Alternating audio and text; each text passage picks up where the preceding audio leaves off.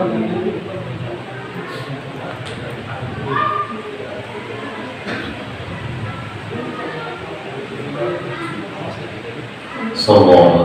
الله عليه الذي لا نهي بعده ولا سيدنا محمد صلى الله عليه وسلم على آله وصحبه وذريته ولبته المرسلين والأولياء رسول الله صلى الله عليه وسلم سيدنا سلطان الأولياء شهد القادر الجاهل وقال رسول شهد الله ولا إله أينما كان سلام بينما هدينا وسائلين وشهدنا وعلمنا استدين جدينا ونحسنا سمات والمؤمنين ومناتنا وصول سالم عند الكتاب ولم نسلم ونصلي لها هذه صلاة الفاتحة. أعوذ بالله من الشيطان الرجيم. بسم الله الرحمن الرحيم.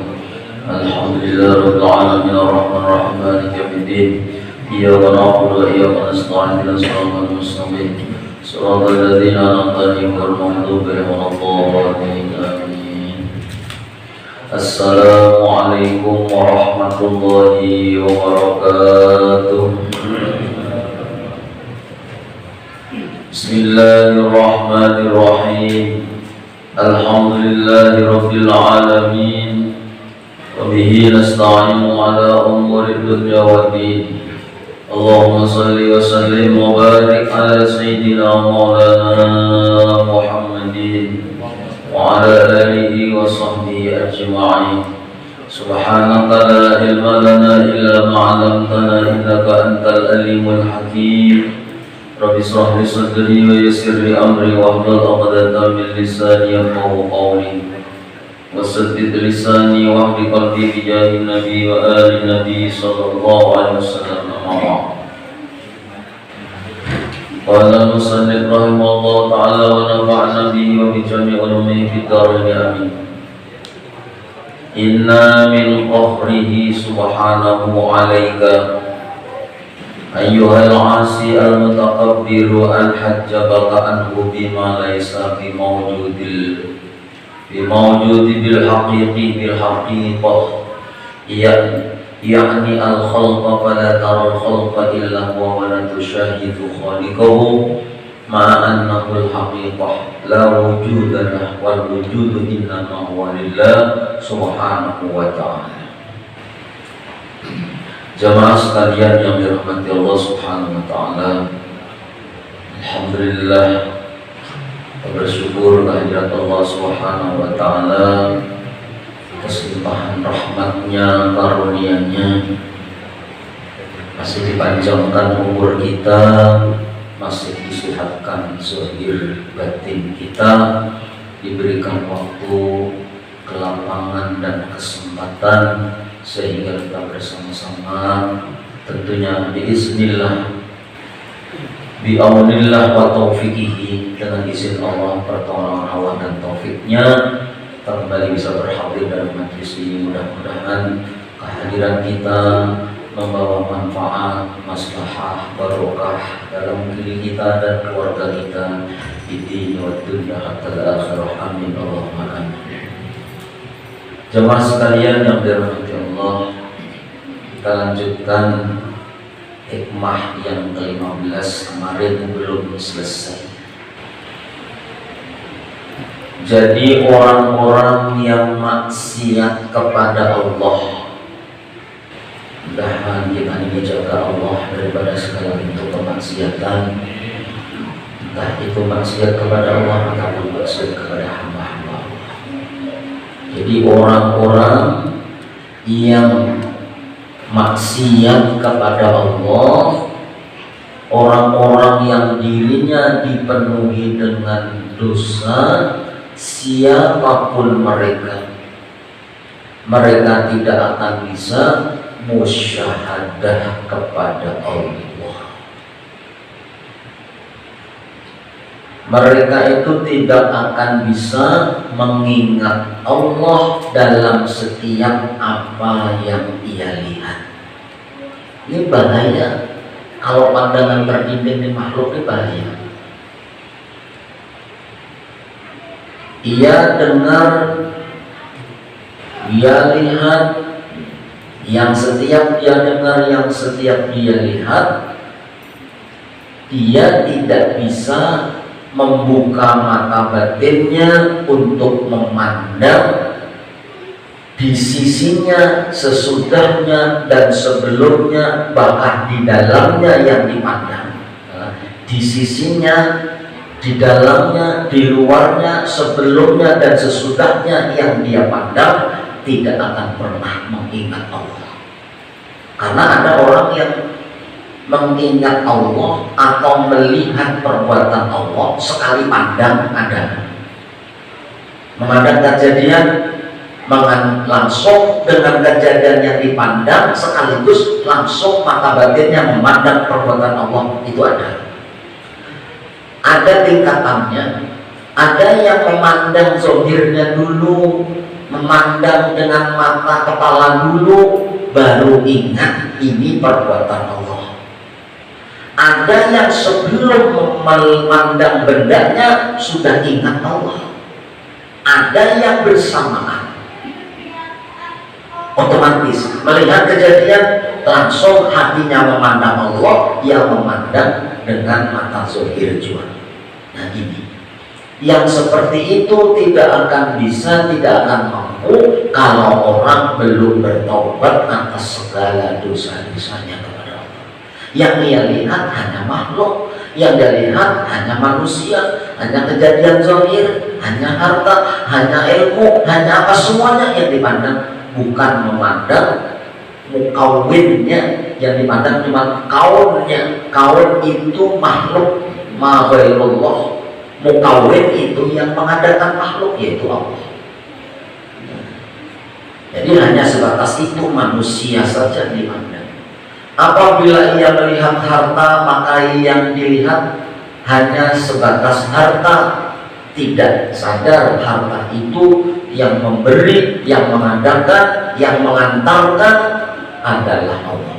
Apabila ia melihat musibah dan bencana, yang dilihat hanya sekedar musibah dan bencana. Mereka lupa dengan siapa hakikat musibah dan bencana itu datang. Sehingga kadang-kadang orang yang melihat itu cuma zahirnya saja, ia menyalahkan orang, menyalahkan anak buah, menyalahkan istri, menyalahkan kawan. Kalau itu terbit daripada kawan tadi pandangan zahirnya, padahal dia tidak melihat hakikat perbuatan Allah pada makhluk itu. Nah di situ kita terbimbing itu tuh bahayanya di situ. Akhirnya ya yang dipandang cuma zahirnya, senang kepada makhluknya, benci kepada makhluknya, tidak memandang perbuatan Allah. Mereka itu tidak mampu menembuskan pandangan hatinya kepada yang menciptakan semua itu, yaitu Allah Subhanahu wa Ta'ala. Itu aja yang dimusahadakan para orang-orang soleh bari. Itu aja yang diulit-ulit, dimasukkan, dikeluarkan, terus supaya kita ada lengah, supaya ada lengah, ada tertipu dengan makhluk. Kadang setelah mempelajari paham sudah ada, terus diusahakan, dimesrakan dalam diri pandangan mata batin itu, supaya sampai kita akan dicabut roh kita yang kita pandang hanyalah Allah. Malaikat itu kada ada, jin setan itu kada ada, semua kada ada, yang ada hanya Allah. Di situ tuh pandangan. Inilah orang-orang yang dirinya dipenuhi dengan dosa dan kemaksiatan. Inilah diri orang yang kotor di sisi Allah, sehingga Allah bimbing dia untuk bisa musyahadah kepada Allah Subhanahu wa Ta'ala. Dan ini padahal kita ini kan memahami kodok dan kodarnya Allah ini harus tujuh-tujuh, anyak benar, paham benar. Karena kodok dan kodar inilah yang memberikan kesempurnaan iman kita kepada Allah. Makanya Jabur Bahari rukun iman yang 6 ini, mulai amantu billahi wa malaikati wa kutubihi wa rusulihi wa bil yaumil akhiri wasqadrihi wasarihi wa khairi wasarihi. Rukun iman yang 6 itu bisa gagal total kalau yang terakhir iman kepada kodok dan kodarnya Allah tidak ada paham. Arti gagal apa? Berpotensi matinya su'ul khotimah. Itu ilmunya. Kalau kita terpandang makhluk aja, bukan mustahil nanti kita akan seperti itu. Makanya kita dicoba Allah musibah, tapi lantaran istri atau lantaran anak, pasti yang tidak memandang perbuatan Allah mati-matian menyalahkan anak. Sudah kalau dari semalam jangan kayak ini, kenapa malah masih digawi? Jadinya kayak apa? Itu orang yang tidak memandang perbuatan Allah. Memang secara syariat boleh kita mengarahkan kayak ini memarahi boleh, tapi sekedarnya aja mata hati harus memandang ini adalah perbuatan Allah. Mau kita memandang mata hati, memandang perbuatan Allah, ampe kita sari-sari, tidak akan marah, tidak akan menyalahkan orang lain, karena dia memandang itu adalah kebaikan dari Allah. Kebaikan ya, biar bala, maksiat, nikmat, musibah, empat ini kadang pernah lepas kita. Diberi nikmat, diberi musibah, diberi taat, diberi maksiat, itu datangnya dari Allah, dan semuanya karena Allah baik dengan kita, asal kita mampu memandang perbuatan Allah dalam sebuah problem apapun. Sampai kita menyalahkan orang, sampai kita bertanya kenapa kayak ini, kayak apa kisahnya, ini sampai selesai. Karena yang dilihatnya adalah perbuatan Allah, dan semua itu hikmahnya bagus kesan kita. Nah itu yang kita sulit memahami pondok dan pondoknya. Orang musibah bagus di mana? Musibah satu, orang kena musibah ini satu, dosanya habis. Asal sabarnya orang berdoa. Orang kena musibah, dia sabarnya habis dosanya. Jangankan musibah berat, kita kesipak batu kerikil di pinggir jalan merasa sakit, itu kan dosa diampuni Allah. Apalagi yang sampai kering. Nah, itu bayangkan. Kita umpamanya diuji, mohon maaf, diuji susah mencari nafkah, umpamanya. Ya Allah, sunyi gawian mencari nafkah habis sehari, habis seminggu, habis. Ya Allah. Ketika kita diuji yang kayak itu, yakin dulu kita. Bila kita yakin itu kebaikan dari Allah, tidak akan pernah kita buruk sangka lawan Allah. Yang pasti kita akan baik sangka terus kepada Allah. Karena kita tahu yang datang dari Allah itu pasti bagus. Karena ada satu dosa yang tidak bisa diampuni Allah melalui sholat, melalui puasa, melalui haji, melalui umroh. Ini dosa tidak bisa diampuni, tapi bisa diampuni dengan sulitnya mencari nafkah. Nah berarti kebaikan semua pun kita menyadari. Kan ada orang nih, hari ini dimakan, esok bingung sudah. Hari ini bayar barang, sebulan lagi belum ada, saya bayar barang.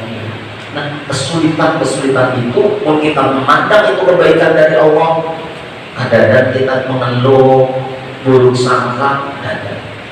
Yang ada apa? Ingin, Tuhan.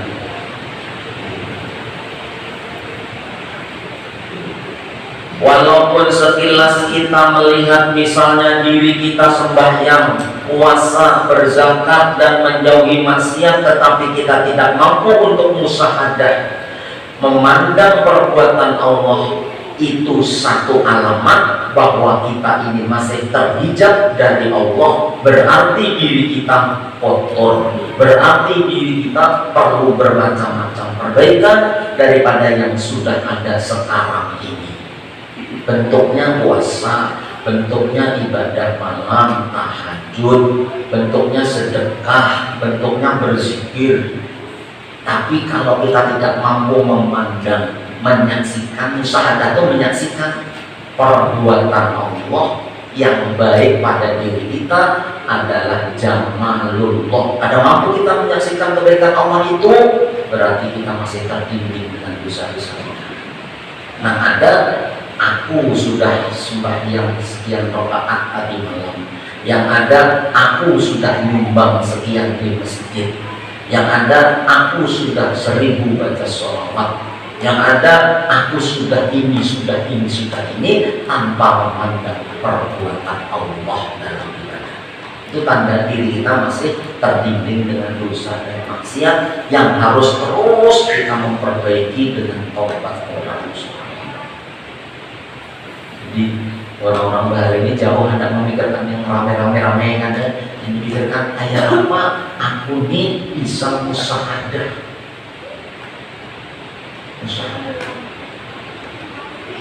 Siapapun kita, baik kita ulama, pedagang, pejabat, petani dan lainnya, apabila kita belum mampu untuk mengingat Allah dalam pandangan dan pendengaran kita, maka berarti diri kita itu masih kotor di sisi Allah. Kalau ada orang yang memujinya, suka kepada orang yang memuji itu. Kalau ada orang yang mencela, dia marah kepada orang yang mencela itu. Hanya sebatas kepada diri orang itu. Kalau ada orang yang memberikan nikmat kepadanya, dia senang kepada orang itu. Kalau ada orang yang mendatangkan bencana kepadanya, dia marah kepada orang itu. Ini satu alamat bahwa dirinya itu masih penuh dengan kotoran, dirinya itu masih terhijab daripada Allah Subhanahu wa taala karena banyak dosa dan maksiat pada dirinya. Semestinya kalau orang-orang yang sudah mampu musyahadah itu, kalau dia menerima pujian, maka orang yang memujinya itu dianggapnya hanya sebagai perantara, dan pujian itu merupakan pujian dari Allah Subhanahu wa taala. Maka gembiranya bukan kepada orang yang memuji, tetapi gembiranya kepada Allah, hakikat yang sebenarnya memuji. Tapi itu orang tak ada terbimbing lagi. Orang memuji Alhamdulillah, alhamdulillah. Orang melihat dia rajin sembahyang berjamaah. Ujar orang memuji, jadi yang dipuji dia ya alhamdulillah. Tapi alhamdulillah ini patah hatinya dipandang. Ini Allah sebetulnya yang memuji melalui mulut orang ini. Jadi tembusnya pandangan, senangnya hati bukan kepada orang ini, tapi senangnya kepada Allah. Sebaliknya dicela kayak gitu juga. Dicela orang, ada sakit ada, ini hakikatnya celaan dari Allah menegur aku supaya memperbaiki diri. Pemain misalkan orang ada pintar orang ini itu juga sadar pintar doa ya, nah pintar Tuhan, sadar pintar doa ya. Nah kita mendengar dari orang ini, ada memandang orangnya, ini teguran dari Allah melalui lisan orang ini karena mata batinnya sudah memandang musyahadah perbuatan Allah. Jadi ada saling orangnya. Kenapa? Pandangan matanya sudah ada pada makhluk, tapi langsung kepada Allah.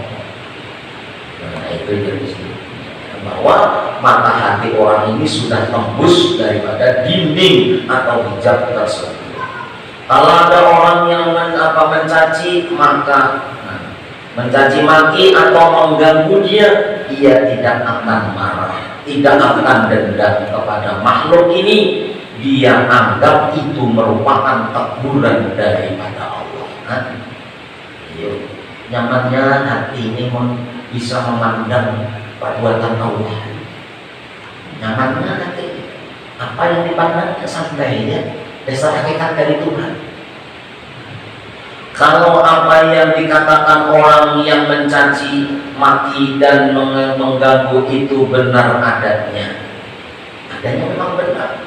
Kalau itu tidak benar, misalnya ia dikatakan ini dan itu padahal tidak benar, orang yang sudah mampu musyahadah itu ia tidak akan dendam kepada yang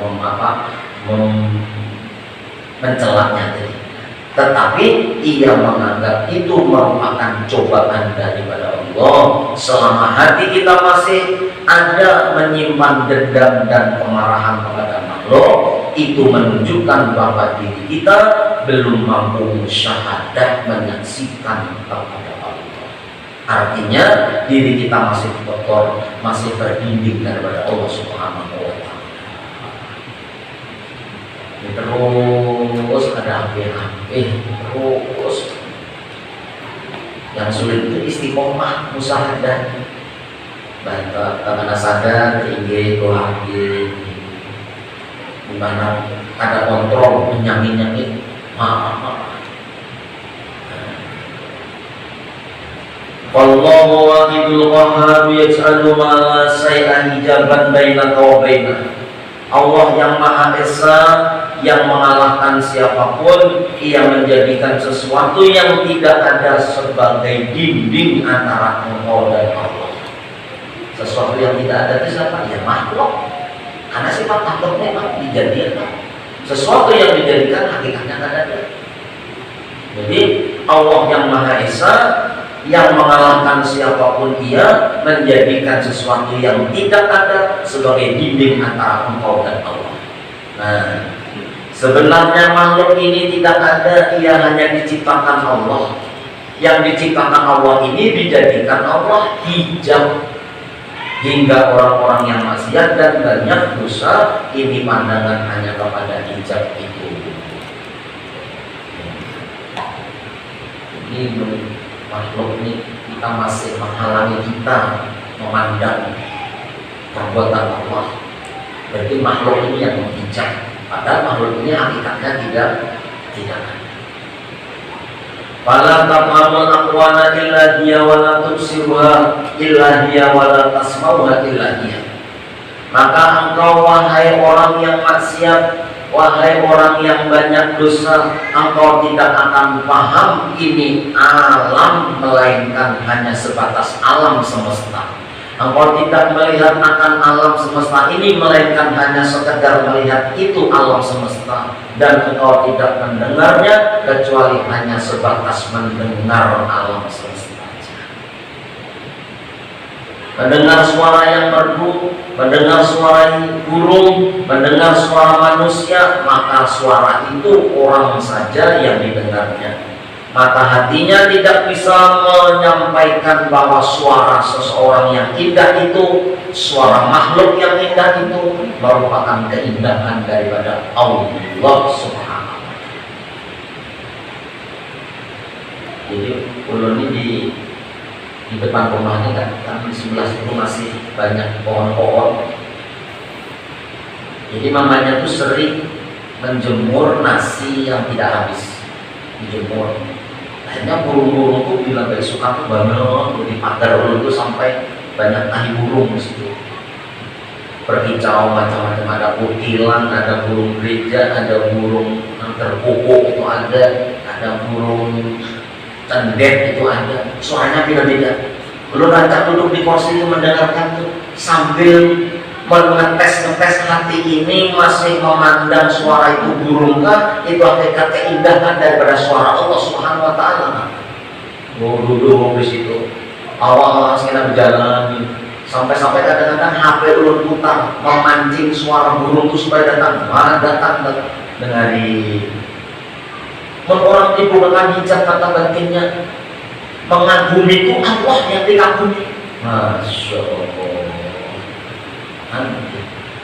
Ada kecangan, keindahan, terlena dengan keindahan suara burung itu ada. Masya Allah. Sampai saat ini masih diniru tuh nasi yang duduk di situ.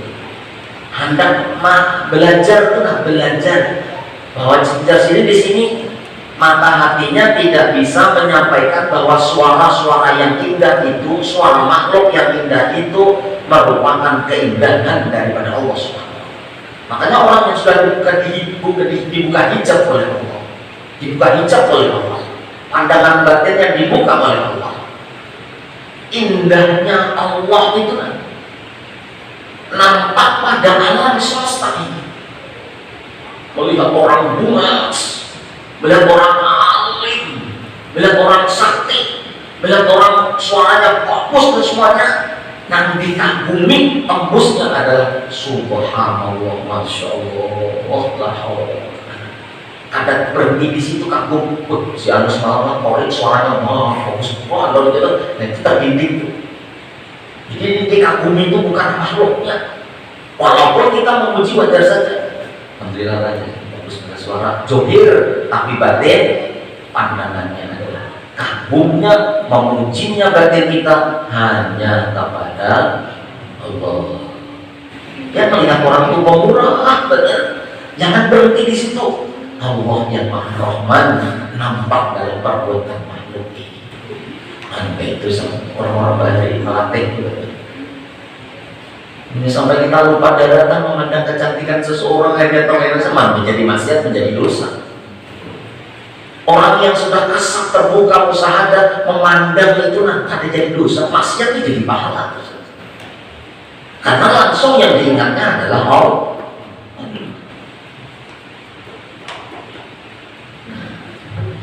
Pelajarannya ya. Tadi suruh belajar, jangan tertipu dengan pandangan mata, tapi teruskan tembuskan pandangan batinmu kepada perbuatan Allah. Itu.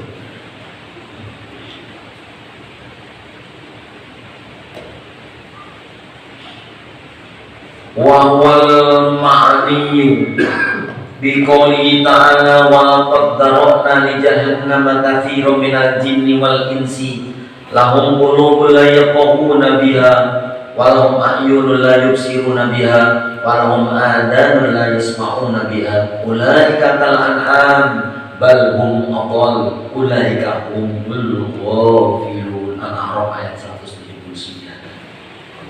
Itulah makna firman Allah Subhanahu wa taala, sungguh kami jadikan bagi neraka jahanam itu kebanyakan daripada jin dan manusia. Ini Quran. Mereka mempunyai hati tetapi mereka tidak mengerti dengannya. Tumpul hatinya kadang memandang musyahadah Allah, kada jadi bisa untuk mentafakuri keagungan Allah. Tumpul hatinya. Qulubun tapi layak kokuna. Mereka punya mata tapi tidak melihat dengan mata itu akan ayat-ayat Allah.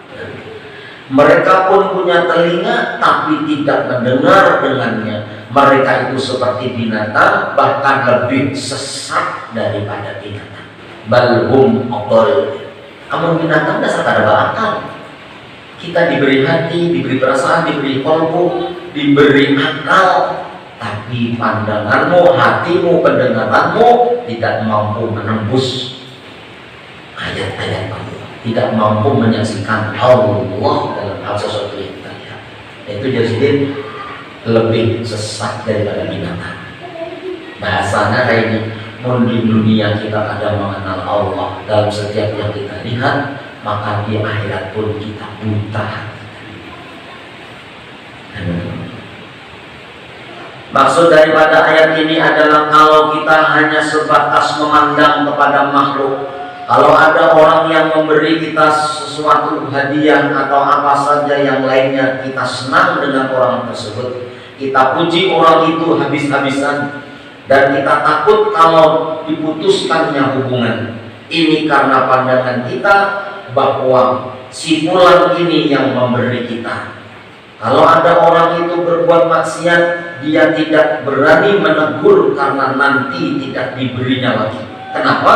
Karena kita memandang bahwa yang memberi ini adalah dia. Disitulah timbulnya abad mudahanah. Kalau ada orang yang menentang kita, kalau ada orang yang ingin membinasakan kita, kalau ada orang yang mengganggu usaha kita, kita marah habis-habisan kepada orang itu, tidak sampai hati kita bahwa sesuatu itu adalah dari Allah Subhanahu wa taala. Akibat kita tidak banyak mempunyai dosa, sehingga akibat kita banyak mempunyai dosa, sehingga kita didinding daripada Allah. Makanya Rasulullah SAW dalam banyak hadis mengajarkan kepada kita agar selalu ingat kepada Allah dalam beberapa contoh. Misalnya kita ada mendapatkan nikmat, kita disuruh mengucap Alhamdulillah supaya menyadari nikmat itu bahwa nikmat itu adalah pemberian Allah. Kita dapat musibah, disuruh kita mengucap innalillahi wa inna ilaihi raji'un. Melihat sesuatu yang menakjubkan, suruh mengucap subhanallah, maha suci Allah. Itu sebenarnya adalah pelajaran untuk musyahadah agar kita bisa ingat kepada Allah dalam apa yang kita lihat dan apa yang kita dengar itu. Jadi pelajaran itu kita ini kayak apa supaya yang kita lihat, yang kita dengar, yang diperbuat di sana, di luar sana, yang terjadi di sana, jangan cuma memandang makhluk supaya tidak terbimbing dengan makhluk. Pandanglah hakikatnya, tidak ada yang berbuat kecuali hanya perbuatan Allah. Menimbulkan apa? Menimbulkan baik sangka, menimbulkan ikhlas, menimbulkan sabar, tanda diri lagi dan sebagainya. Kenapa? Karena itu bukan perbuatan Pian paham rantainya, diuji langsung oleh Allah. Entah di rumah bini kan enak, entah anak kan enak, entah kawan kan, entah tetangga. Allah mengantarkan ujian itu, memakai ada, memahami ada, bahwa tiada yang berbuat hanya Allah. Bila pian memahami, berarti pian sudah punya mata hati yang tidak terbimbing antara kita dengan Allah Subhanahu. Bukan ilmu yang aneh-aneh, ilmu tauhid, ilmu tasawuf.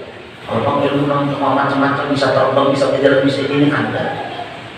Ya, itu tuh ilmu yang ada berguna nanti di akhirat nanti. Bisa dipelajari. Tapi ilmu yang istiqomah memandang kebaikan Allah, perbuatan Allah dalam diri sehingga menimbulkan diri ini doib, diri ini lemah, yang bisa berbuat hanya Allah. Nah itu tuh yang berharga. Makanya ulun ya terus membaca kitab ini terus untuk pelajaran diri ulun pribadi dan kita semua. Bisa aja namun sekarang ini 3 juz, ini hanya juz 1 ini belum separuh juz 1, masih jual yang saya ini lagi masih. Dan istiqamah, nyolan, hanya hujan-hujan, ujar mamanya, kayak babanya, lanjur-lanjur masak. Hujan lebat, ada apa-apanya. Kita sudah berpahala, dia ada orangnya makannya terus habis-habisnya di antara tetangga. Marilah al-Fatihah. Alhamdulillah.